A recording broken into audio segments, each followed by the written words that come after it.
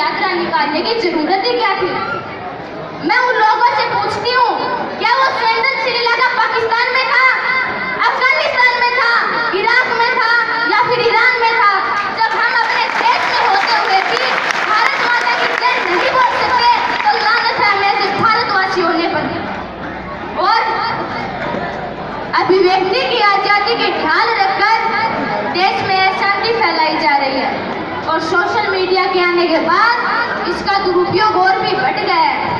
सबको देशद्रोह की आसक्ति की तो मानो लत सी पड़ गई है।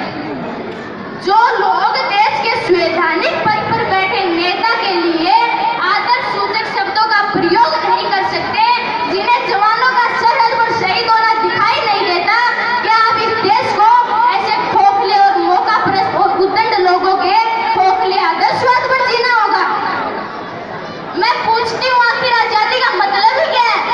मैं पूछती हूँ, आखिर आजादी का मतलब ही क्या है? क्या आजादी का मतलब है गाली की अभिव्यक्ति?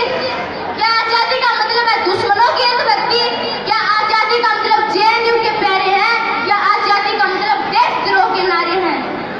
नहीं, आजादी का मतलब है गांधी जी का एक सपना, शास्त्री की खुददारी, कलाम की ईमानदारी, नेहरू का नेतृत्व है, सुभाष का मान और भगत सिंह का बलिदान।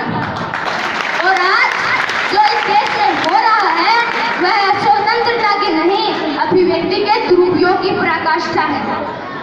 जब सब मिलकर महिला शोषण के विरुद्ध आवाज उठाए